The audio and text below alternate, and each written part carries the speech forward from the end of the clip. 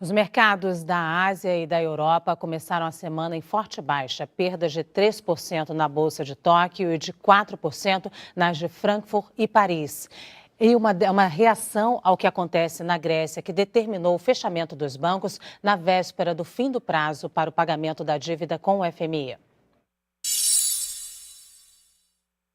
O governo decretou feriado bancário até o dia 7 de julho e o saque nos caixas eletrônicos foram limitados a 60 euros diários por pessoa. As medidas foram definidas ontem, depois que o Banco Central Europeu decidiu não estender a ajuda ao sistema financeiro da Grécia. Amanhã chega ao fim o prazo para a Grécia pagar uma dívida de 1 bilhão e 600 milhões de euros com o FMI e o país deve entrar oficialmente em moratória. O presidente francês François Hollande chamou a Grécia de volta à mesa de negociações hoje. Para Hollande, ainda há tempo de alcançar um acordo.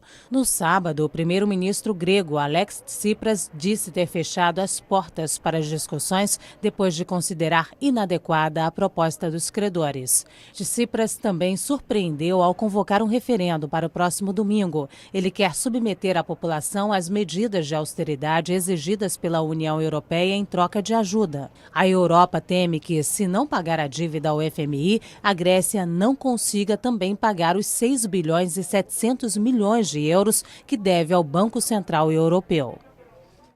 Emir Sader, boa tarde. Emir, esse sem dúvida é o momento mais crítico dessa história. Adianta convocar um referendo nessa altura do campeonato?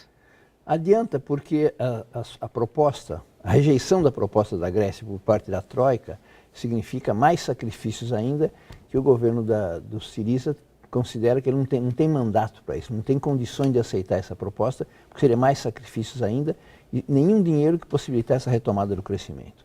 A Grécia tem alguma carta na manga? Eu acho que ela tem a carta na manga disso que está acontecendo, quer dizer, as repercussões de uma crise e uma eventual saída, e buscar um apoio popular, porque a nível das negociações econômicas se esgotaram as possibilidades, cada um está falando um diálogo diferente, o máximo de concessões o governo fez e era um mínimo, é insuficiente para a Troika. Então está no limite de ruptura, a carta é o apoio político.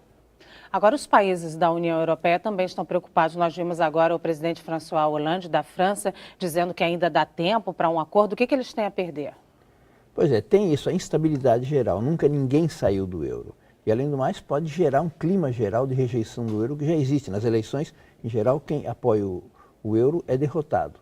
Então pode se alastrar muito. Então eles vão querer colocar um pouco de tranquilidade relativa. O problema é que amanhã termina um prazo econômico, financeiro.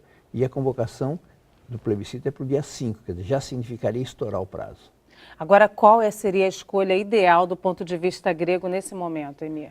Seria dar um prazo maior para o pagamento da dívida, liberar recursos para que eles pudessem retomar o crescimento econômico. O dinheiro que estão liberando é praticamente para pagar as dívidas. Então é ficar mais ou menos como está e ainda mais cortar mais em relação aos aposentados. É uma situação realmente sustentável. Agora teria que a União Europeia, o Banco Central Europeu, o Fundo Monetário flexibilizarem mais. Tem a pressão norte-americana também a favor de uma solução positiva. Então não é só a Alemanha resiste, a França está pressionando, mas também os Estados Unidos, porque sabe que a repercussão negativa é em escala mundial. Mas a Grécia sobrevive sem a União Europeia. O prêmio Nobel Paul Krugman fala que já está na situação praticamente de saída, né? Fechar os bancos, curralito, etc. Tal. Então que na prática já está vivendo uma situação de saída do euro. E que, portanto, agora é só formalizar isso.